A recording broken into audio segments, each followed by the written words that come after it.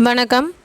வின்னெக்ஸ் class அகாடமியில் இன்றைக்கி நாம் அடுத்ததாக பார்க்கக்கூடிய டெஸ்ட் நம்பர் என்ன அப்படின்னா 8 டிஎன்பிசி குரூப் 4க்காக ஃப்ரீ தமிழ் டெஸ்ட் பேட்ச் நமக்கு போயிட்டுருக்கு. ஸோ அதோட எக்ஸ்ப்ளனேஷனோடு நம்ம இந்த வீடியோஸ் ஃபுல்லாக பார்க்குறோம். ஸோ ஃபஸ்ட்டு கொஷின் என்ன அப்படின்னு சொல்லிட்டு பார்க்கலாம். முதல் கேள்வி, கோடிட்ட இடத்தை நிரப்புக அப்படின்னு சொல்லி கொடுத்துருக்காங்க. இதில் ஆ அப்படின்னு சொல்லிட்டு ஒரு கோடு அதுக்கப்புறம் நம்ம ஃபில்லப் பண்ணுற மாதிரி கொடுத்துருக்காங்க. இது என்ன மாதிரியான கேள்விகள் அப்படின்னா, இது நம்ம இளமை பெயர்கள், தொகை மரபுகள், அது வாழிடங்கள், இடம் அதோட வாழிடம், இந்த மாதிரி நிறைய விஷயங்கள் மரபு சொற்கள் அப்படிங்கிற பெயருக்கு கீழே படிப்போம். அப்படி தானே? இந்த மரபு சொற்கள்ங்கிற டாப்பிக்கு நம்மளோட டிஎன்பிசியோட சிலபஸில் நமக்கு 2வது யூனிட்டில் இருக்குது.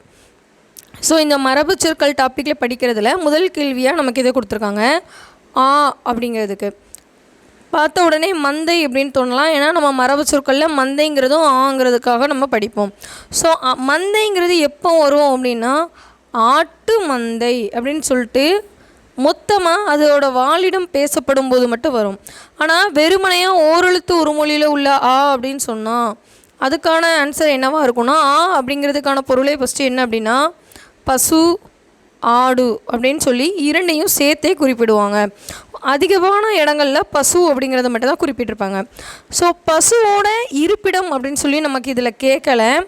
ஓரெழுத்து ஒரு மொழியில் மரபு சொற்களில் ஆ அப்படிங்கிறது கேட்டாங்க அப்படின்னா ஆ நிறை அப்படின்னு சொல்லி நம்ம குறிப்பிடணும். கூட்டம் அப்படிங்கிறது எதோட தொகை மரபாக இருக்கும்னா மக்களுக்கு இருக்கும். மக்கள் கூட்டம் அப்படின்னு சொல்லிட்டு, மக்கள் அதிகமாக இருக்கிறாங்க அப்படின்னா மக்கள் கூட்டம் அப்படின்னு சொல்கிறோம்.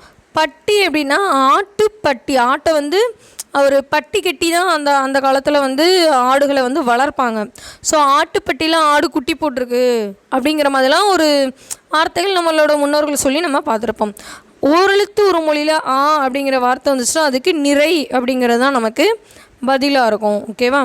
அடுத்ததாக பாருங்கள், பாலை அப்படின்னு சொல்லிட்டு நமக்கு ஒரு ஃபில்லப் மாதிரி கொடுத்துருக்காங்க. ஸோ மரபு சொற்கள் தான். குடி அப்படிங்கிறது தண்ணீர் மட்டும்தான் வரும். தண்ணீர் குடி அப்படின்னு வரும். உண் அப்படின்னா சோறு உண் அப்படின்னு சொல்லி வரும். பருகு அப்படின்னு சொன்னால் தான் பால் பருகு, பாலை பருகினான் அப்படின்னு சொல்லி வரணும். ஓகேவா? ஸோ 2வது கேள்விக்கான பதில் என்ன அப்படின்னா பருகு. அடுத்ததான் 3வது கேள்வி, சரியான சொல்லை தேர்ந்தெடுக்க. டேஸ் இனிய காலை பொழுது. இது எப்படி படிக்கலாம் அப்படின்னா, சிம்பிளாக ஓர் அரசன்,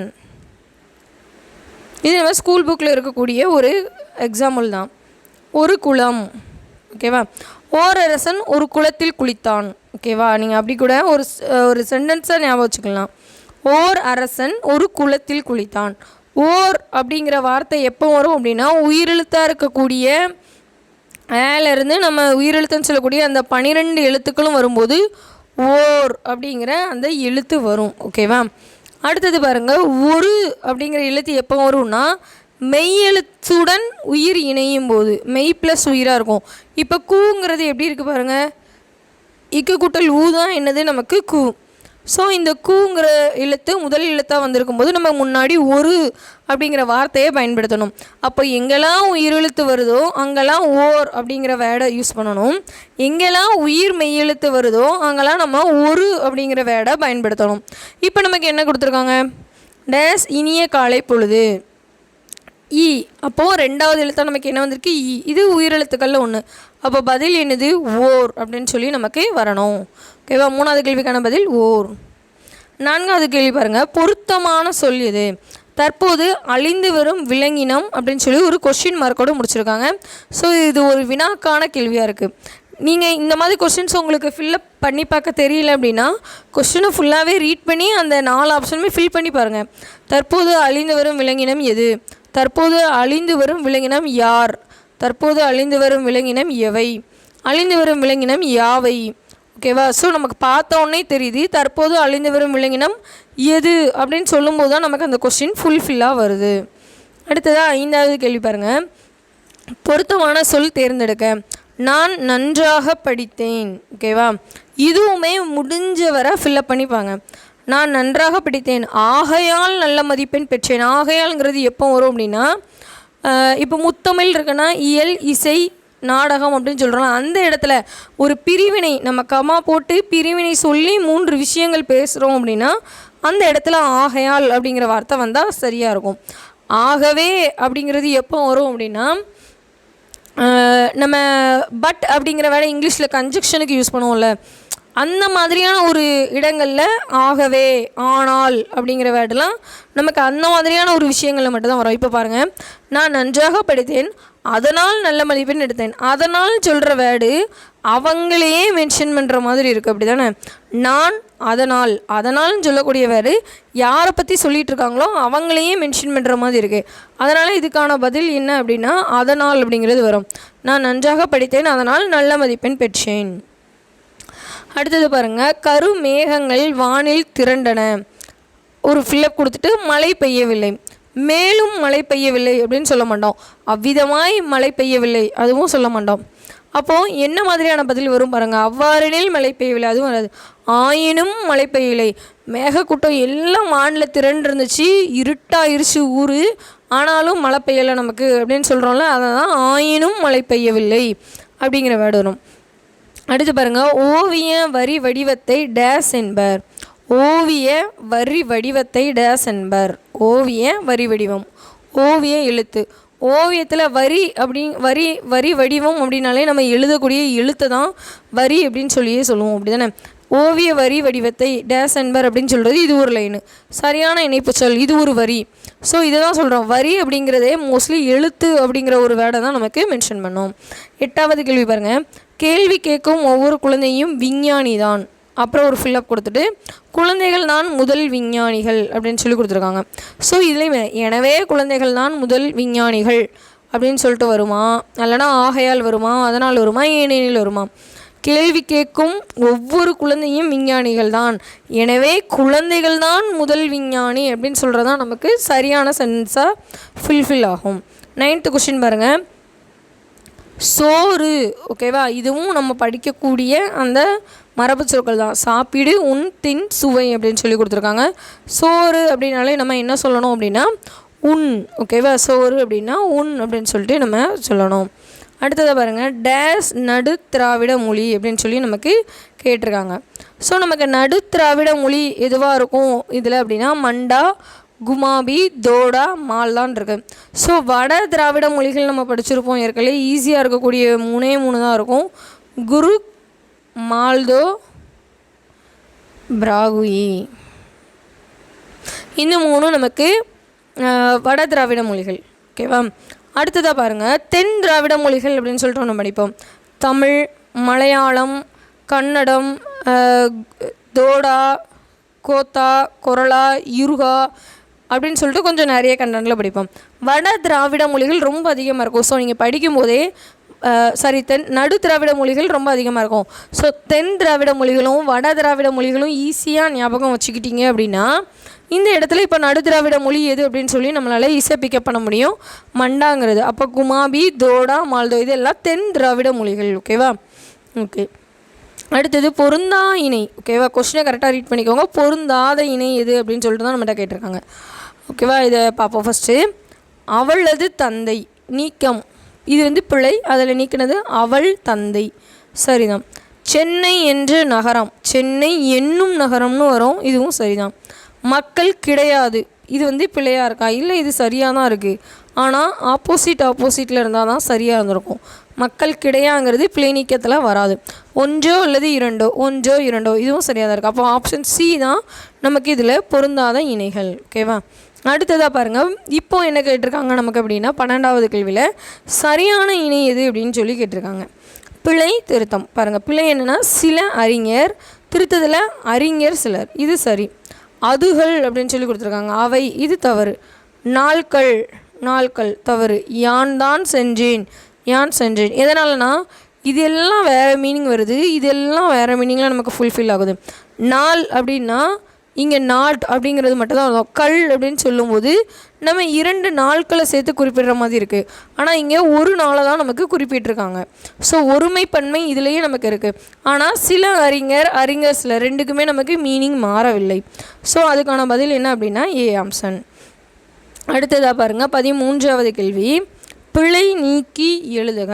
ஓகேவா, இந்த பிழை நீக்கி எழுதுக ஒருமைப்பன்மை ரொம்ப ஈஸியான ஷார்ட்கட்டில் நான் முன்னாடியே நம்ம வின்னெக்ஸ் கிளாஸில் வந்து டெஸ்ட் பேஜில் இருக்கிற ஸ்டூடெண்ட்ஸுக்கு வந்து இந்த வீடியோஸ் பார்த்துருப்பாங்க. அவங்களுக்கு ரொம்ப கிளியராகவே தெரிஞ்சிருக்கும். நீங்கள் ஃப்ரீ கிளாஸ் அட்டன் பண்ணிகிட்ருக்க நம்மளோட ஸ்டூடெண்ட்ஸ் தான். ஸோ நீங்களுமே எங்களோட ஸ்டூடெண்ட் தான். ஸோ உங்களுக்காக நான் ஒரு சின்ன ஷார்ட்கட் அங்கங்கே ஒருமைப்பன்மை பிழை நீக்கி எழுதுகளில் வந்து நான் உங்களுக்கு சொல்கிறேன். ஸோ நீங்கள் சின்ன ஷார்ட்கட்டாக அதை ஞாபகம் வச்சுக்கோங்க. ஓகேவா, பிழை நீக்கி எழுதுக எப்படி கண்டுபிடிக்கணும்னு பாருங்கள். ஃபஸ்ட்டு பாருங்கள், அவர் தமிழர் அல்ல, அதுவும் தப்பு. ஓகேவா, பி ஆப்ஷன் பாருங்கள், அவர் தமிழர் அன்று, அதுவும் தப்பு. அவர் தமிழர் அல்லர், அதுதான் சரி. அவர் தமிழர் அல்லன், அது வந்து தவறு. ஓகேவா, இன் அப்படிங்கிறது வந்து ஒரு மேலே வரக்கூடிய ஒரு விஷயந்தான். ஆனால் நீ அப்படிங்கிற நீவீர் நீங்கள் அப்படின்னு சொல்லி வருவோம்ல, அந்த மாதிரி விஷயங்களும் இன் பயன்படுத்துவோம். அவர் தமிழர் அல்லர். ஸோ நமக்கு அவர் அப்படின்னு முதல் லெட்ரு வந்துட்டுனாலே லாஸ்ட்டில் அல்லர் அர் அப்படின்னு சொல்லி முடிஞ்சிடும். ஓகேவா, வர் அர், நம்ம அந்த மாதிரி தான் இதை ஞாபகம் வச்சுருந்தோம். இங்கே வர் இருக்கும், இங்கே லர் இருக்கும். ஸோ இந்த வேர்டு அவர், இந்த மாதிரி இந்த வேர்டை வந்து படிச்சுக்கணும். ஓகேவா, அவர் தமிழர் அல்லர் அப்படிங்கிறது கரெக்டு.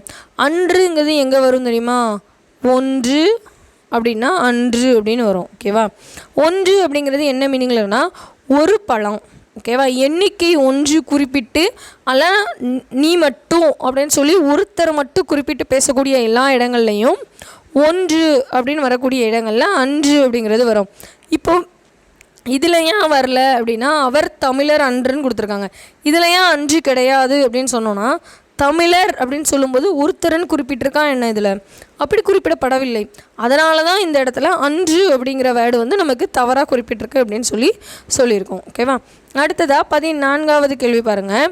ஒருமைப்பன்மை பிழை நீக்குக. யானைப்படை குதிரைப்படை சென்றார்கள், சென்றது, சென்றார், சென்றன அப்படிங்கிறது தான் சரியான ஆன்சர் இதுக்கு. ஓகேவா, ஏன்னா இது வந்து நம்ம அக்ரிநிலை குறிப்போம்.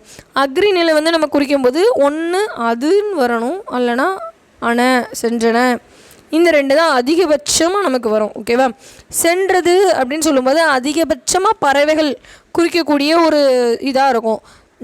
சென்றனன்னு வரும்போது விலங்குகளை குறிப்பிடக்கூடிய ஒரு விஷயமா இருக்கும். ஓகேவா, அடுத்ததாக மரபு பிழையை காண்க. ஓகேவா, அப்போ பிழையாக இருக்கிறது இதில் என்னன்னு கேட்டிருக்காங்க. நெல் தட்டை வருமா, வராது, சோளத்தட்டை தான் வரும். ஓவியம் புனை, கரெக்டு தான். குதிரை குட்டி, எலி குட்டி, இதுவும் சரிதான்.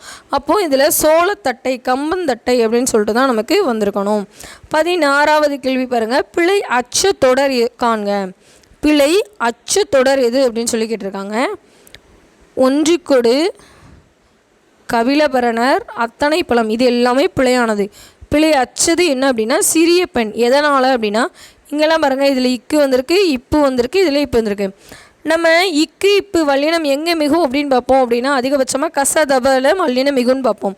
ஆனால் இதுலேயும் நமக்கு கசதப தானே இருக்குது. ஏன் அப்போ அது தவறு அப்படின்னு சொல்லி கேட்குறீங்கன்னா, அதற்கு முன்னாடி வரக்கூடிய வார்த்தைகள் இப்போ பாருங்கள், ஒன்று.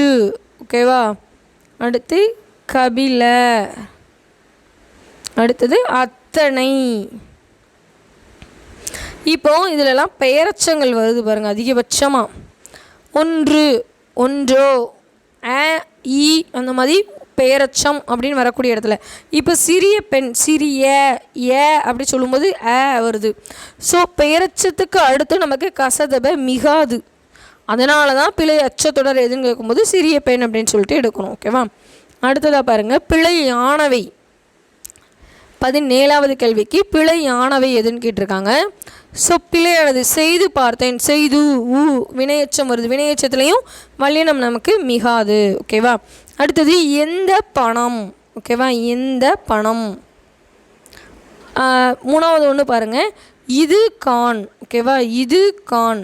ஸோ இது கான், அது இது எது, இந்த இடம் வந்து நமக்கு கரெக்டாக தான் இருக்குது. ஓகேவா, ஸோ எந்த கான் அப்படிங்கிறது நமக்கு தவறாக தான் இருக்குது.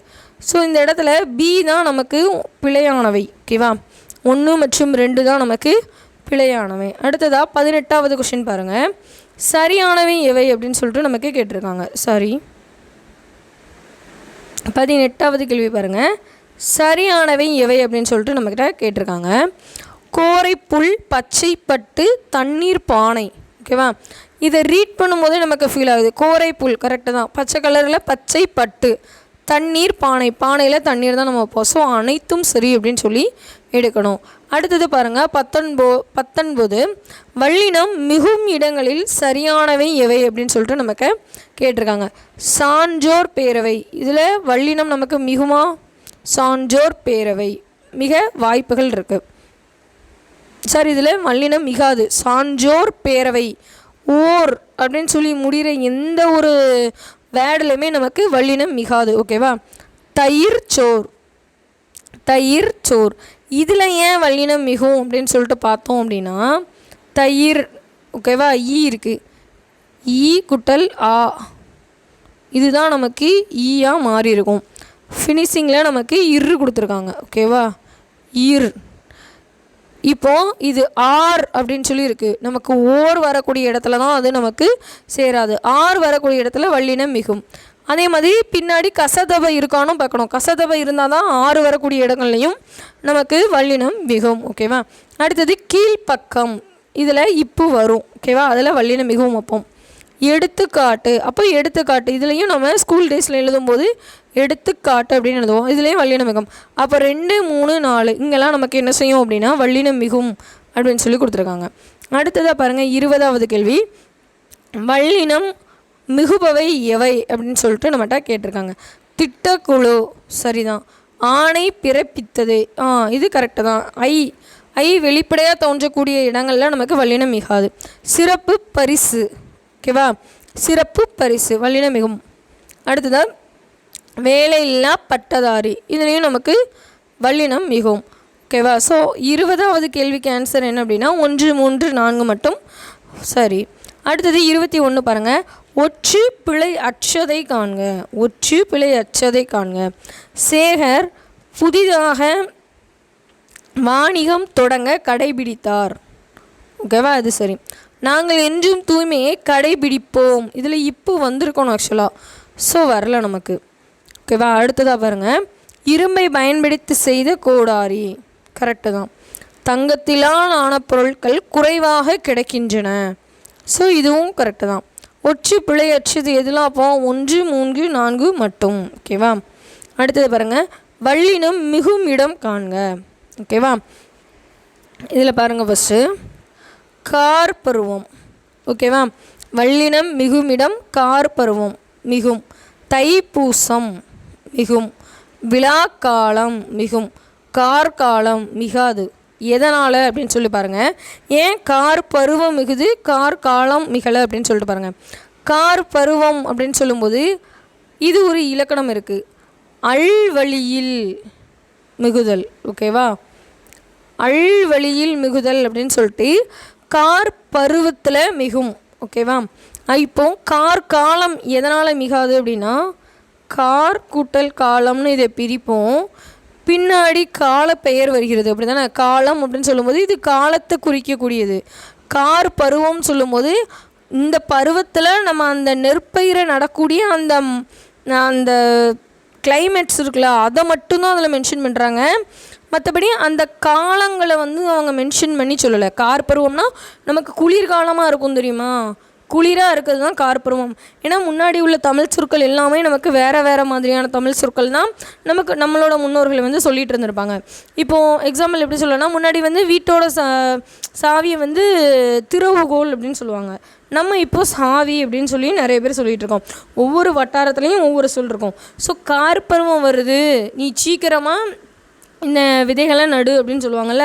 கார் பருவம்னா குளிர்காலத்தில் அந்த நெல் நட முடியாமல் இருக்கும், இல்லைனா அந்த பருவத்தில் அதை ஏற்றுக்கொள்ள முடியாமல் இருக்கும். ஆனால் கார் காலங்கிறது அப்படி இல்லை. நம்ம ஆறு பெரும்பொழுது சிறும்பொழுது அது படிப்போம்ல, அந்த காலங்கள் அந்த காலங்களை முழுவதுமாகவே அது குறிக்கக்கூடியது.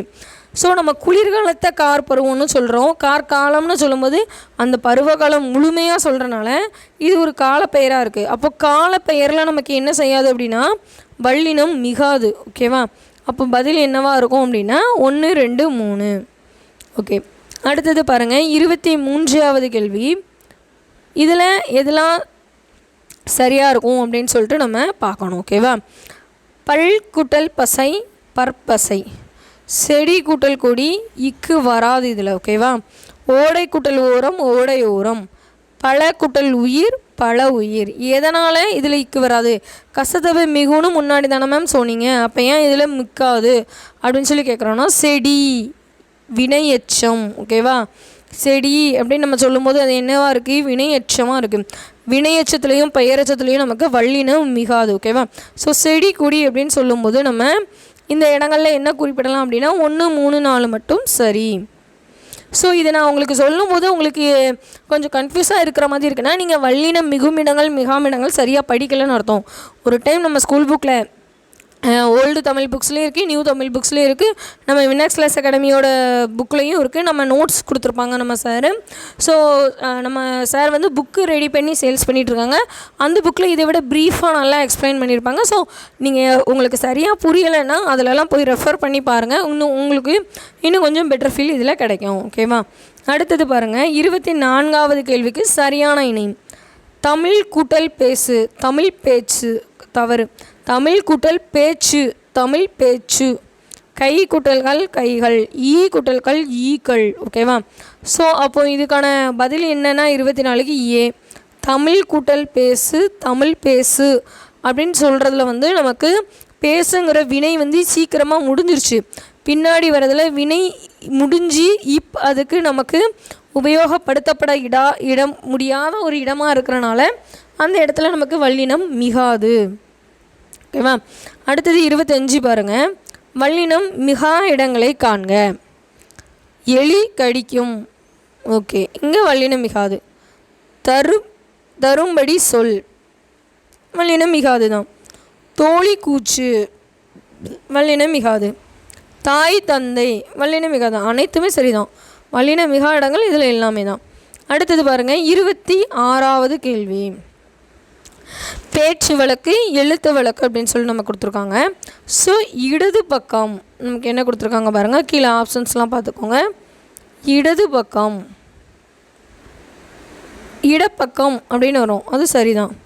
இடது கை இடக்கை, உந்தன் உன்றன், சிலது சில, 4மே சரிதான். பேச்சு வழக்கும் எழுத்து வழக்கும் எப்போவுமே நம்ம பேசிகிட்டே இருக்கனால நமக்கு அதுதான் சரியாக தோணும். ஆனால் எழுத்து வழக்கம் வந்து நம்ம எழுதும்போது எப்படி எழுதப்படும், இலக்கண மொழி பிழை இல்லாமல் எழுதக்கூடியதான் நம்மளோட எழுத்து வழக்காக இருக்கும். ஸோ இதில் எல்லாமே சரியாக தான் இருக்குது. நமக்கு ஆன்சர் என்ன அப்படின்னா 26க்கு சி. 27 இதுவும் பேச்சு வழக்கு எழுத்து வழக்கு தான் நமக்கு குறிப்பிட்டிருக்காங்க. ஓகேவா, தவறான இணை எதுன்னு கேட்டிருக்காங்க. ஒரு கால் இதில் இக்கு வந்திருக்கா பேச்சு வழக்கில், எழுத்து வழக்கில் ஒரு கால் அப்படின்னு கொடுத்துருக்காங்க, அது சரிதான். ஒருவல் பேச்சு வழக்கில் ஒருவல் அப்படின்னா எழுத்து வழக்கில் ஒருத்தி, அதுவும் சரிதான். அப்போ இதில் தவறானதுன்னு சொல்லிட்டு எதுவும் இல்லை, ஆன்சர் டி. ஓகேவா, அடுத்தது 28 பாருங்கள், எழுத்து தொடர எழுதுக அப்படின்னு சொல்லி நமக்கே கேட்டிருக்காங்க. சாயங்காலம் வயறு வலித்தது, வயறு, ஸோ தவறு. அடுத்தது பாருங்கள், தமையன் வந்தான். ஓகேவா, இது சரியாக இருக்கலாம். தமையன் மை தான் வரணும், மே வரக்கூடாது, ஸோ இது தவறு. வயிறு வலித்தது. ஓகேவா, ஸோ வயிறு சாயங்காலம் வயிறு வலித்தது. ஓகேவா, இதுவுமே நமக்கு வயிறுங்கிறது கரெக்டு, சாயங்காலம் அப்படிங்கிறது இதில் தவறு. ஓகேவா, சாயங்காலம் அப்படிங்கிறது தான் நமக்கு எழுத்து வழக்கில் சரியாக இருக்கக்கூடிய ஒரு பதிலாக இருக்கும். 29வது கொஸ்டின், பேச்சு வழக்கு தொடர் எது? பார்த்தோன்னே நமக்கு தெரியுது, 300 ரூபாய் கொடு. ஓகேவா, 300 ரூபாய் கொடு. இந்த இது வந்து நமக்கு எழுத்து வழக்கில் 300 ரூபாய் கொடு நம்ம சொல்ல மாட்டோம், 300 அப்படின்னு சொல்லிட்டோம் நம்ம சொல்ல மாட்டோம், இந்த 100 தான் சொல்லுவோம் பேச்சு வழக்கில். ஸோ நமக்கு 29க்கு ஆன்சர் ஏ. 30வது பேச்சு வழக்கை காண்க அப்படின்னு சொல்லிட்டு நமக்கு கேட்டிருக்காங்க. மோந்து முகர்ந்து மோர்ந்து முகந்து. ஸோ பேச்சு வழக்கு அப்படின்னா மோர்ந்து. ஓகேவா, மோர்ந்து அப்படிங்கிறது நமக்கு பேச்சு வழக்கு, மோந்துங்கிறது நமக்கு இதில் எழுத்து வழக்காக வரும். அடுத்தது பாருங்கள், நீத்துப்பாகம். நீத்துப்பாகம் குடிக்கவா, எழுத்து வழக்கு எது அப்படின்னா மேல்கஞ்சி குடிக்கவா. ஓகேவா, மேல்கஞ்சி குடிக்கவா. அருகாமையில், அடுத்து 32வது கேள்வி பாருங்கள், எழுத்து வழக்கில் அருகாமையில் அப்படின்னா அருகில். ஓகேவா, அருகாமையில் அப்படின்னா அருகில். ஓகே, அடுத்து 33 இது வந்து வட்டார வழக்கு சொற்கள்னு சொல்லுவோம்ல, அதிலிருந்து நமக்கு இந்த கேள்விகள் வந்து கொடுக்கப்பட்டிருக்கு. ஓகேவா, ஸோ இது பாருங்கள் 33வது கொஸ்டினுக்கு திருணை. ஓகேவா, திருணை அப்படின்னா திண்ணை.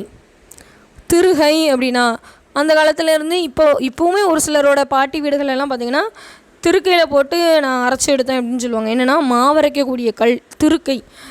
இப்போ எங்கள் வீட்லேயுமே என்ன இருக்குது அப்படின்னா திருக்கை இருக்குது. நாங்கள் எதுக்கு உபயோகப்படுத்துவோன்னா உளுந்து, முழு உளுந்தாக கருப்பு உளுந்து நம்ம பார்த்துருப்போம்ல. இப்போ வந்து ஃபுல்லாகவே ஒயிட் கலரில் தொளி எடுத்த உளுந்தாக கடையிலலாம் சேல்ஸ் ஆகுது. ஸோ நீங்கள் விவசாயம் பண்ணி அங்கே பார்க்கக்கூடிய அந்த உளுந்து எப்படி இருக்குன்னா முழு உளுந்தாக கருப்பாக இருக்கும். ஓகேவா? அதை ரெண்டாக உடைக்கிறதுக்கு இந்த திருகையில் போட்டு தான் நாங்கள் உடச்சி எடுப்போம். ஓகேவா? So okay. அடுத்ததாக மூன்றாவது என்ன அப்படின்னா அணையம். அணையம்னா நிறைவானது. தகஞ்சதை சொல்லாத அப்படின்னு சொல்லுவாங்க ஒரு சில வட்டார வழக்கில். முடிஞ்சதை. So answer C. ஓகேவா? அடுத்தது சரியான எழுத்து தொடர் எது அப்படின்னு சொல்லி கேட்டிருக்காங்க. கட்டடம் கட்டி கொண்டிருக்கிறான் அப்படிங்கிறது சரிதான். கட்டிடம் அப்படின்னா தான் அது நமக்கு பேச்சு வழக்கு. ஓகேவா? அடுத்தது கோவையாய் பேசு. ஓகேவா? 34க்கு என்ன கொடுத்துருக்காங்க அப்படின்னா கோவையாய் பேசு. சரியான எழுத்துடர், அதுவும் கரெக்டு தான். Answer A. பேச்சு வழக்கு கோவையாய்ங்கிறதுக்கு என்ன வரும் அப்படின்னா கோர்த்து பேசு. ஓகேவா? இல்லைனா கோர்த்து பேசு அப்படின்னும் நம்ம குறிப்பிடுவாங்க. 35வது கேள்வி, எழுத்து வழக்கு சரியானது எது அப்படின்னு சொல்லி நமக்கு கேட்டிருக்காங்க. இது நம்ம ரிப்பீட்டடாக டிஎன்பிசியில் கேட்ட ஒரு கேள்வி. எழுத்து வழக்கில் சரியானது எத்துணை பெரிய மலை. ஓகேவா? அந்த எத்துணை அதை அடிக்கடி பார்த்துக்கோங்க. பூதளம் என்னும் சொல்லின் பொருள். ஓகேவா? பூதளம் என்னும் சொல்லின் பொருள். பூதளம்னாலே என்னது? பூமி. நும்மினும் சிறந்தது நுவ்வை ஆகும் என்றால் இதில் நுவ்வை அப்படிங்கிறதோட பொருள். நுவ்வைனா யார்? தங்கை. ஓகேவா? நுவ்வைனா யார்? தங்கை. குவளையம். ஓகேவா? குவளையம் அப்படிங்கிறதோட சொல்லின் பொருள் என்னன்னு கேட்டிருக்காங்க. உலகம். குவளையம்னா நமக்கு உலகம். அடுத்தது பிறகு 39, இது ஒரு திருக்குறளிலிருந்து வரக்கூடிய கேள்வி. டிஎன்பிசியில் ரிப்பீட்டடாக கேட்ட ஒரு கேள்வி. காமம், வெகுளி, மயக்கம் இணையான பொருள் எது அப்படின்னு சொல்லி கேட்டிருக்காங்க. ஸோ காமம் அப்படின்னா ஆசை, வெகுளி அப்படின்னா சினம், மயக்கம் அப்படின்னா அறியாமை. ஸோ ஆசை, சினம், அறியாமை அப்படிங்கிறத இதுக்கான பதில் நமக்கு. 40வது கேள்வி பாருங்கள். காராளர் அப்படின்னா கீழானவர் அப்படின்னு சொல்லி கொடுத்துருக்காங்க. நமக்கு கேள்வியில் என்ன கொடுத்துருக்காங்க அப்படின்னா சரியானவை எவை அப்படின்னு சொல்லி கேட்டிருக்காங்க. ஸோ காராளர் கீழானவருங்க தவறு. புல் அப்படிங்கிறது கீழான அப்படிங்கிறது சரி. ஸோ ஆன்சர் சி மட்டும் நமக்கு சரியானது. அடுத்தது 41 பாருங்கள். நாடு கெழு தாயத்து நனந்தலை எருவத்து பாடலில் அரண். பாடலில் இந்த லைனில் அரண் அப்படிங்கிற பொருளை தர்றது எது அப்படின்னு சொல்லி கேட்டிருக்காங்க. நாடுகளு தாயத்து நனந்தலை எருப்பது. ஓகேவா? அருப்பம் அப்படின்னா அரண், மதில், சுவர் அப்படிங்கிற பொருள்லாம் இருக்குது. ஓகேவா? ஸோ இதெல்லாம் கொஞ்சம் நோட் பண்ணிக்கோங்க. அடுத்ததாக 42வது கேள்வி பாருங்கள். தாம் இருந்த கோடு குறைந்து விடல் பழமொழியோட பொருள் காண்க அப்படின்னு சொல்லி கேட்டிருக்காங்க. நமக்கு இது பார்த்தோன்னே ஃபஸ்ட்டு ஒன்றுமே புரியாது. இதில் இருக்க வேர்டை இன்னொரு டைம் ரீட் பண்ணுங்கள். தாம் இருந்த கோடு குறைந்து விடல் அப்படின்னு சொல்லி கொடுத்துருக்காங்க. ஸோ கோடு அப்படிங்கிறதுக்கான மீனிங் நமக்கு முன்னாடி நம்ம ராமாயணம், அதாவது கம்ப ராமாயணத்தில் படிச்சிருப்போம், ராவண காவியத்துலேயும் படிச்சிருப்போம். கோடுன்னா ஒன்று கொம்பு அப்படின்னு இருக்கும், அப்படி தானே? கொம்பு அல்லனா கிளை அல்லனா மலை, அப்படி இல்லைனா மலை உச்சி. இப்படி நம்ம ஒவ்வொரு இடத்துலையும் அந்த பாடல்களுக்கு அந்த புரிதல்களுக்கு ஏற்றாப்புல அந்த செய்யுள் வரிகளில் நம்ம படிச்சிருப்போம். ஸோ இப்போது இதில் எப்படி வருது அப்படின்னு சொல்லிட்டு பாருங்கள். ஆப்ஷன் ஏ பாருங்கள். தன் வீட்டில் உள்ள சுற்றத்தாரை வெளியேற்றி விடல். அடுத்தது பாருங்கள். தங்கியிருக்கும் வீட்டின் உயரத்தை குறைத்தல். சி பாருங்கள். தான் தங்கியிருக்கும் கிளையை வெட்டி தானும் வீழ்ந்து உயிர் விடல். டி தன் எதிரிகளை குறைத்த மனிதர். ஸோ கோடுங்கிறதுக்கு இதில் நமக்கு கிளைங்கிற ஒரு வேர்டு கிடச்சிருக்கா. அப்போ இதுதான் நமக்கான பழமொழிகளுக்கான பதிலாக இருக்கும் அப்படின்னு சொல்லி ஞாபகம் வச்சுக்கோங்க. ஓகேவா? ஸோ அடுத்து பாருங்கள். இந்திய இலக்கண கொள்கையின் பின்னணியில் தமிழ் இலக்கண நூலின் ஆசிரியர் யார் அப்படின்னா சேவை சண்முகம். ஓகேவா? சேவை சண்முகம் தமிழ் இலக்கண நூலோட ஆசிரியர். இலக்கண கொள்கையோட பின்னணியில் தமிழ் இலக்கண நூலோட ஆசிரியர். அடுத்தது பாருங்கள். 44வது கேள்வி. வடமொழி ஐரோப்பிய மொழிகளோடு தொடர்புடையதுன்னு முதல்ல கூறியவர் யார் அப்படின்னா வில்லியம் ஜோன்ஸ். தமிழிலிருந்து தான் திராவிட சொல் பிறந்தது. ஓகேவா? என்ன சொல் பிறந்திருக்குன்னு சொல்லியிருக்காங்க பாருங்கள். திராவிட சொல் பிறந்தது அப்படின்னு சொன்னால் அது யார் அப்படின்னா ஹீராஸ் பாதிரியார் குறிப்பிட்டிருப்பாங்க. அடுத்ததாக 46வது கேள்வி பாருங்கள். கூற்று. மொழி குடும்பங்கள் ஒரு சில அடிப்படையில் பிரிக்கப்பட்டுள்ளன. காரணம் பிறப்பு, தொடர்பு, அமைப்பு, உறவு அப்படின்னு சொல்லி கொடுத்துருக்காங்க நமக்கு. 46வது கேள்வியில் கூச்சும் சரிதான், நமக்கு காரணமும் சரிதான். அடுத்தது பாருங்கள், தென்னிந்திய மொழிகள் என முதல்ல பெயர் வச்சவர் யார் அப்படின்னா பிரான்சிஸ் எல்லிஸ். ஓகேவா, இந்த திராவிட மொழிகள் பற்றி வர்றது எல்லாமே நமக்கு 9th புக்கில் இருக்கும், ஃபஸ்ட் லெசன்லேயும் இருக்கும். ரொம்ப தெளிவாக அந்த லெசன்ஸை படிச்சுக்கோங்க. நிச்சயமாக அதுலேருந்து 2 கேள்வி நமக்கு வர வாய்ப்பு இருக்குது. ஓகேவா, தென்னிந்திய மொழிகள்னு முதல்ல குறிப்பிட்டவர் யார் அப்படின்னா பிரான்சிஸ் எல்லிஸ். தமிழ் மொழி ஆரிய மொழியிலிருந்து மாறுபட்டவை அப்படின்னு சொன்னது யார்? ஹர்கனும் மார்க்ஸ் முல்லரும் சொல்லியிருப்பாங்க. So answer C. ஒரு கொஷினை வாசிக்கிங்கன்னா ஃபஸ்ட்டு அந்த கொஷினை ஒரு டைம் ஃபுல்லாக ரீட் பண்ணுங்கள், அப்புறம் ஏபிசிடி ஆப்ஷனை ரீட் பண்ணுங்கள். அந்த கொஷினை பற்றின ஒரு டீட்டெயிலுமே தெரில, பிளாங்காக இருக்குன்னா கொஷின் இன்னொரு டைம் ரீட் பண்ணிவிட்டு ஏபிசிடியை இன்னொரு டைம் ரீட் பண்ணிட்டு நிதானமாக ஏதாவது க்ளூ கிடைக்கான்னு பாருங்கள். நிச்சயமாக நம்ம படித்த ஏதோ ஒரு சின்ன வேர்ட்ஸ் அதில் ஹிண்ட்டாக நமக்கு இருக்கும். ஸோ நம்ம ஒரு கொஸ்டினை ரீட் பண்ணாலே முதல்ல ஆப்ஷனே ஃபுல்லாக ரீட் பண்ணி பார்த்துட்டு அப்புறம் அடிக்கணும் ஆன்சரை. ஓகேவா, அடுத்து பாருங்கள் 49வது கேள்வி.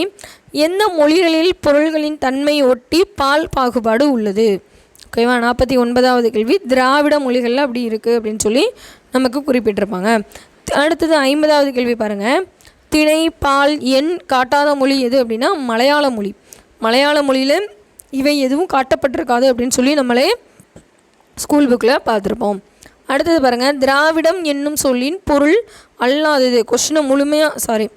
கொஷினை கொஞ்சம் முழுமையாக ரீட் பண்ணிவிட்டு அதுக்கப்புறமா ஆன்சர்ஸ் மார்க் பண்ணுங்கள். பொருள் அல்லாதது எதுன்னு கேட்டிருக்காங்க. திராவிட நாகரிகம், திராவிட மொழி, தென்னிந்திய மொழி. திராவிட நாடுங்கிறது தான் அதற்கான பொருள் நமக்கு கிடையாது. அடுத்ததான் 52வது கேள்வி பாருங்கள். திராவிட நாகரிகம் என்னும் சொற்றொடருக்குள் திராவிடம் என்னும் சொல் பெயரடையாக வந்துள்ளது. பெயரடையாக தான் திராவிடங்கிற சொல் வந்திருக்குன்னு சொன்னது யாருன்னா அப்படின்னா கால்டுவெல்.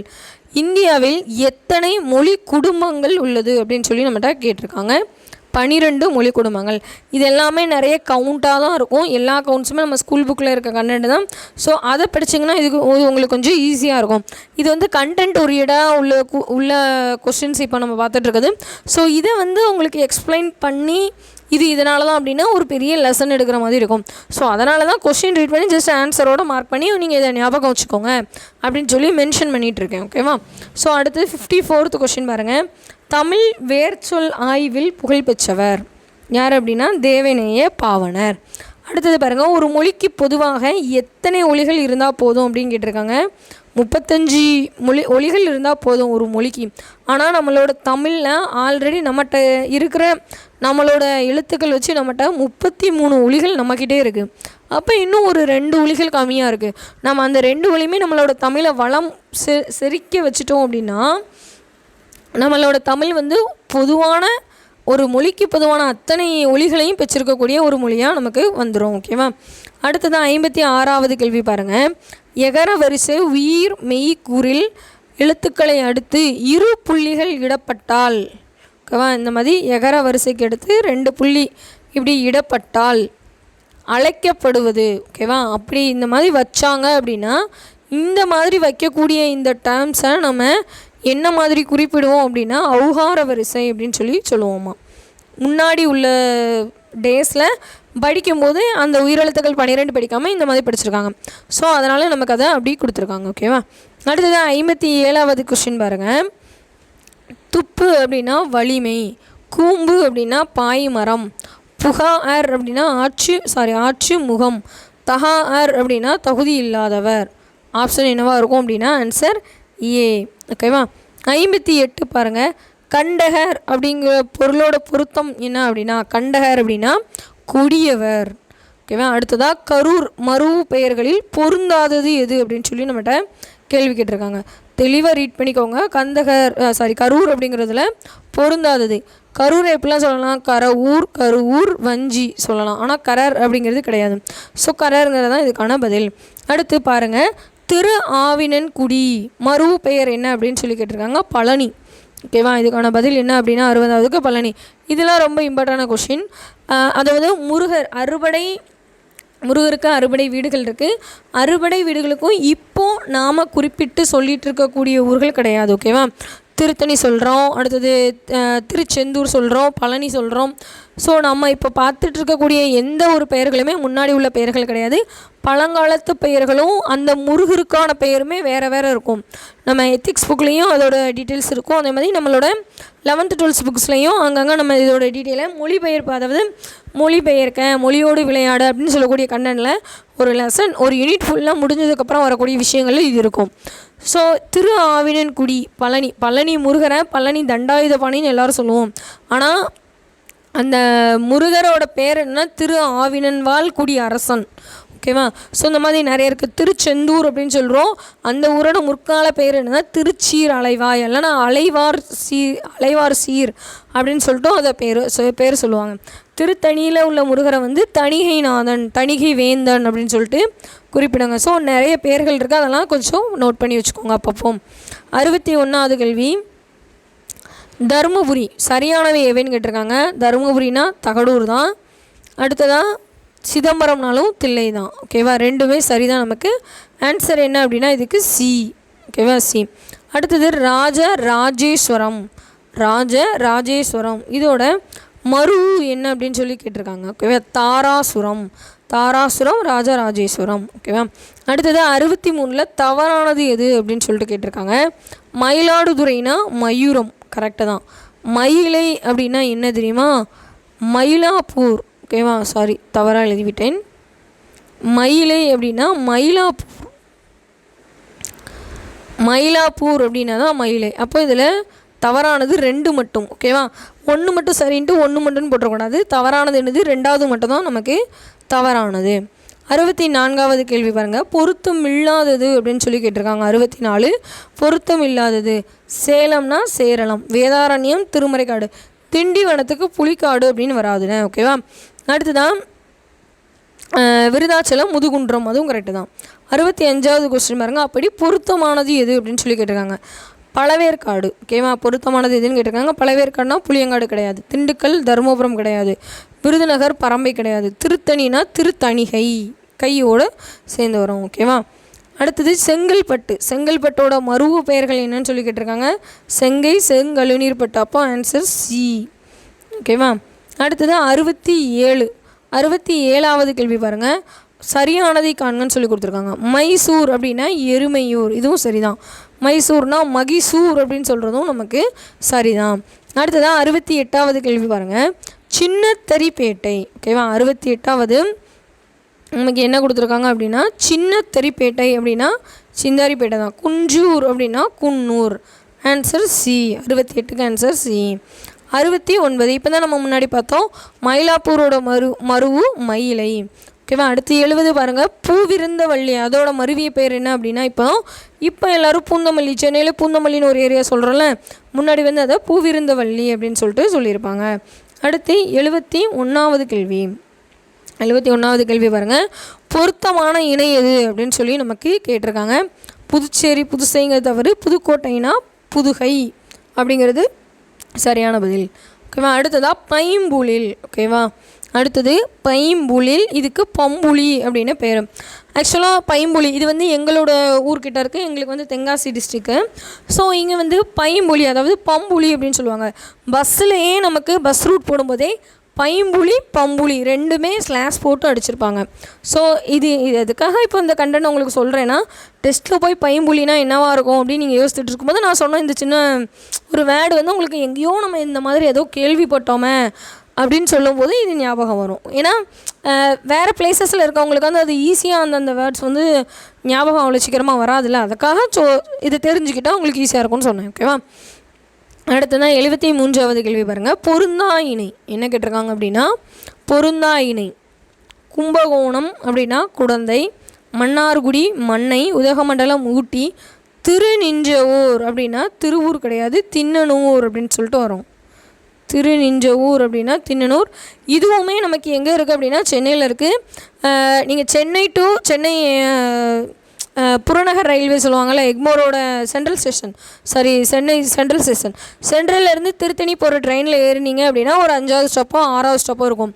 ரயில்வே ஸ்டேஷனோட அந்த பிளாட்ஃபார்ம்லேயே 2 சைடும் நமக்கு போர்டு வச்சுருப்பாங்கள்ல, ஒரு சைடு திருநின்றவூர் இருக்கும், ஒரு சைடு திண்ணனூர் அப்படின்னு இருக்கும். ஸோ நம்ம இந்த மாதிரி சின்ன சின்ன விஷயம் எங்கேயாவது பார்த்ததை ஞாபகம் வச்சுக்கிட்டோன்னா கொஞ்சம் ஈஸியாக இருக்கும் இதெல்லாம். ஓகேவா? அடுத்தது பாருங்கள், கரிவளம் வந்த நல்லூர், இதோட மருவிய பெயர் என்ன அப்படின்னா 74வது கேள்விக்கு ஆன்சர் சி, கருவை. இதுவும் தென்காசி டிஸ்ட்ரிக்டில் எங்கள் ஊர் பக்கத்தில் தான் இருக்குது. அடுத்ததாக ஆழ்வார் திருநகரி, இது எப்படி மருவி வந்துச்சு அப்படின்னா ஆழ்வார் திருநகரி குறுகை அப்படின்னு சொல்லிட்டு சொல்லுவாங்க. ஓகேவா? இதுவும் எங்கள் ஊர்கிட்ட தான் இருக்குது. அடுத்ததாக பாருங்கள், 76 தவறானதை காண்க அப்படின்னு சொல்லிட்டு நம்மகிட்ட கேட்டிருக்காங்க. ஸோ வியாபாரம், எழுத்து வழக்கில் வணிகம், அசல், எழுத்து வழக்கம் மூலம், பண்டிகை, திருவிழா. கரெக்டு தான், எதுவும் இல்லைங்கிறது தான் இதுக்கு சரியான பதிலாக இருக்கும். அடுத்தது 77வது கேள்வி பாருங்கள், ஐகார உயிர்மையை குறிக்க இரட்டை புள்ளிக்கு பதிலாக பயன்படுவது. இரட்டை புள்ளிக்கு பதிலாக எதை பயன்படுத்துவோம்னா இணைக்கொம்பை பயன்படுத்துவோம். அடுத்தது பாருங்கள் 78 20ஆம் நூற்றாண்டில், என்ன நூற்றாண்டுன்னு கரெக்டாக நோட் பண்ணிக்கோங்கண்ணே. 20ஆம் நூற்றாண்டில் தமிழ் எழுத்துக்களை சீர்திருத்தம் செய்தவர் யார் அப்படின்னா பெரியார். 20ஆம் நூற்றாண்டில்னா இப்போ பாருங்கள் 79வது கேள்வி, எகர ஒகர வரிசை எழுத்துக்களில் புள்ளிகளால் ஏற்படும் குழப்பம் கலைந்தவர் யார் அப்படின்னா வீரமா முனிவர் நமக்கு.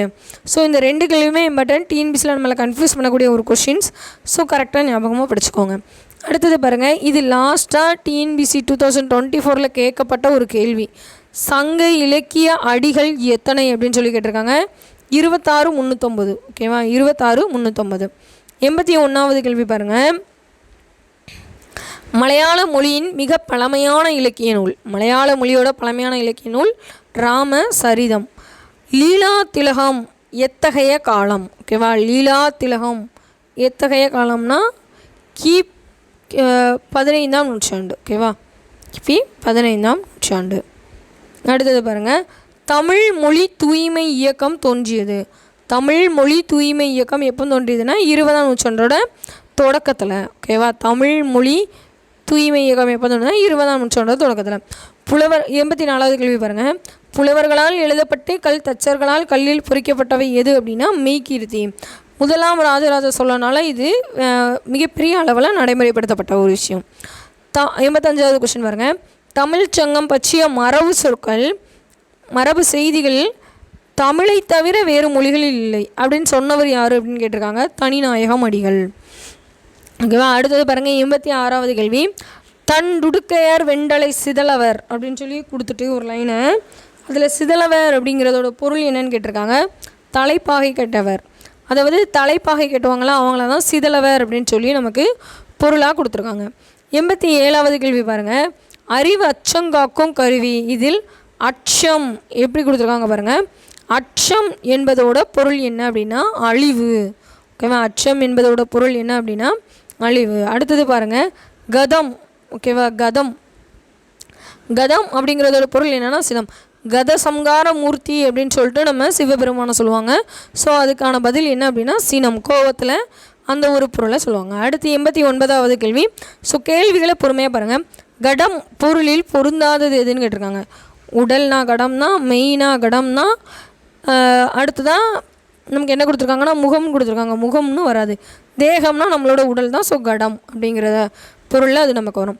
அடுத்ததாக 90வது கேள்வி. ஓகேவா? 90வது கேள்வி பாருங்கள், உறவுனா வலிமை, சிலைனா வில், மிடிமைனா வறுமை, விரல்னா வெற்றி. So answer option A. 91வது கேள்வி பாருங்கள், சரியானவை எவைன்னு கேட்டிருக்காங்க. மதுகை அப்படின்னா திருமணம் தான். மதுகை வதுவை அப்படின்னாலே நமக்கு திருமணம் தான். ஓகேவா? சாரி, வதுகை அப்படின்னா தான் நமக்கு இதில் என்னது திருமணம். மதுகை அப்படின்னா திருமணம் கிடையாது. நட்டோர் அப்படின்னா நல்லவர் அப்படின்னு சொல்லி குறிப்பிட்டிருக்காங்க. இதுவும் நமக்கு தவிர. ஆன்சர் என்னென்னா எதுவும் இல்லை, ரெண்டுமே நமக்கு சரி அப்படின்னு சொல்லி சொல்ல முடியாது. ஓகேவா? அடுத்ததாக 92. 92க்கு பாருங்கள், பொருத்தம் இல்லாததை கேட்டிருக்காங்க. வன்மை வள்ளல் தன்மை, மகோததினா கடல் தான், ஒல்லைனா விரைவு தான், விரைனா வேகம் அப்படிங்கிறது நமக்கு கிடையாது. அடுத்தது 93வது கேள்வி பாருங்கள், பிழை கான். ஓகேவா? பிழை, இதில் உள்ள பிழை கான் அப்படின்னு சொல்லி நமக்கு கொடுத்துருக்காங்க. பூ கொய், பொம்மல் உண். பொம்மல் அப்படின்னா சோறு அப்படிங்கிற ஒரு பொருள். சரியா? கமுகுங்கூந்தல். ஓகேவா? அதுவும் கரெக்டு தான். பூ பறிங்கிறது தப்பு. இதுக்கும் ஒரு சின்னதாக ஒரு எக்ஸாம்பிள் சொல்கிறேன். மரபு பிள்ளையோடு படிக்கப்பட்ட ஒரு பாடல். எனக்கு ஒரு சினிமா பாடலாம் ஞாபகம் வருது. ஸோ அதை நான் சொல்கிறேன். ஆனால் அந்த படம் அதெல்லாம் எனக்கு ஞாபகம் இல்லை. ஸோ ஆக்டர் த்ரிஷா மேமும் ஜெயரமி சாரும் சேர்ந்து நடித்த ஒரு படமாக இருக்கும் இது. இதில் வந்து பூப்பறிக்க நீயும் போகாதே அப்படின்னு சொல்லிட்டு ஒரு லைன், முதல் லைனே மேபி அந்த ஸ்டார்டிங் லைனே இதாக தான் இருக்கும். பூ பறிக்க அப்படிங்கிறது தவறான சொல். ஓகேவா? ஸோ அதை பார்த்து மாறிக்கோங்க. பூ கொய்தல் அப்படிங்கிறத சரி, இலையதான் பறி அப்படின்னு நம்ம குறிப்பிடணும். ஓகேவா? அடுத்ததாக 94வது கேள்வி பாருங்கள். கரங்கு சரியானது தான் கேட்டிருக்காங்க நமக்கு. கரங்குன்னா காற்றாடி, கொண்டல்னா மலைமேகம். சரிதான். ஓகேவா? இப்போ பாருங்கள் 95வது கேள்வி பாருங்கள். நான் கற்றவன் அல்லேன். இங்கே இன்னோட முடிஞ்சிருக்கா, இங்கேயும் நமக்கு இன்னோட முடியும். அல்லன் அப்படின்னு சொல்லியிருக்கு. இது நமக்கு வராது இந்த இடத்துல. ஸோ அந்த ஷார்ட்கட் வீடியோ பார்த்திங்கன்னா உங்களுக்கு இன்னுமே கொஞ்சம் பெட்டர் ஃபீல் ஆகும். ஸோ பார்த்துக்கோங்க. அடுத்ததாக 96 என்ன அப்படின்னா நீ எனக்கு. ஓகேவா? எப்படி குறிப்பிட்டிருக்காங்க பாருங்கள். நீ எனக்கு நண்பன் அல்லை. நீ எனக்கு நண்பன் அல்லை. ஓகேவா? அடுத்ததாக 97வது கேள்வி. ஸோ இது நம்ம முன்னாடியே ஒரு டைம் பார்த்த மாதிரி ஒரு ஃபீல். 97வது கேள்வி பாருங்கள். அவர் தமிழர் அல்ல. தப்பு. அவர் தமிழர் அல்லர். சரி. ஸோ ஆன்சர் சி மட்டும் அப்படின்னு சொல்லிட்டு, சாரி 2 மட்டும் அப்படின்னு சொல்லிட்டு நமக்கு வந்திருக்கும். அடுத்ததாக பாருங்கள் 98வது கேள்வி. பிழை நீக்கு. கண்ணன் தன் வேலையை செய்தான் அப்படின்னு சொல்லி கொடுத்துருக்காங்க. ஸோ இதில் உள்ள ஆப்ஷன்ஸில் நமக்கு பிழை நீக்கிறது கண்ணன் தன் வேலையை செய்தான் அப்படிங்கிறத நமக்கு சரியானது. அடுத்ததாக பாருங்கள் 99வது பிழை திருத்துக அப்படின்னு சொல்லி கொடுத்துருக்காங்க. புலிகள் புல்லை தின்னாது. கரெக்டு தான். புலிகள் புல்லை தின்னா. ஆடுகள் பயிரை மேயாது. மலர்கள் வாடாது. ஸோ ஆன்சர் என்ன அப்படின்னா புலிகள் புல்லை தின்னா அப்படின்னு சொல்லி கொடுத்துருக்காங்க. அடுத்ததான் 100வது கேள்வி. லாஸ்ட் கொஸ்டின் பாருங்கள். நமக்கு 100வது கேள்வி சரியானதை காண்க அப்படின்னு சொல்லி நமக்கு கொடுத்துருக்காங்க. கீழே ஆப்ஷன்ஸ் பாருங்கள். எல்லாமே டபுளாக இருக்குது. ஸோ பல நண்பர்கள். ஓகேவா? பல நண்பர்கள் அப்படின்னு சொல்கிறது தவறு. சில பெண்கள் அப்படின்னு சொன்னாலும் தவறு. நண்பர்கள் பலர் அப்படின்னா அது சரியாக இருக்கும். பெண்கள் சிலர். ஓகேவா? பன்மை விகுதி கல் விகுதியில் எது வந்தாலுமே நமக்கு இங்கே ஒருமையில் வரக்கூடாது. பல சில அப்படிங்கிறது ஒருமை. ஸோ அதில் வரக்கூடாது. பலர் சிலர் அப்படிங்கிற கல்லில் வரணும். அப்போ ஆன்சர் என்னது அப்படின்னா பி 3 மற்றும் 4 இதில் நமக்கு சரியாக இருக்குது. ஓகேவா? ஸோ இன்றைக்கி நம்ம பார்த்தது என்னென்னா ஃப்ரீ டெஸ்ட் பேட்சில் டெஸ்ட்டு நம்பர் 8 பார்த்துருக்கோம். ஸோ ஒன் டைம் ரிவிஷன் பண்ணிக்கோங்க. ஒருமை பன்மை பிழைகளும் வல்லினம் மிகும் இடங்கள் மிகாம் இடங்கள் இந்த ரெண்டுமே நீங்கள் ஒரு டைம் ஸ்கூல் புக்ஸில் இன்னொரு டைம் ரிவைஸ் பண்ணி பாருங்கள். இது நம்ம எக்ஸாமோட லாஸ்ட் டைம் ஆகிட்டு. ஸோ படிக்கிறத நல்லா படிங்க. நம்ம வினக்ஸ் கிளாஸ் அகாடமியோட புக்ஸ் வச்சுருக்கீங்கன்னா அதை ரெஃபர் பண்ணிங்கன்னா உங்களுக்கு இன்னுமே அது கொஞ்சம் பெட்டராக இருக்கும். ஓகேவா? ஸோ நன்றி, வணக்கம்.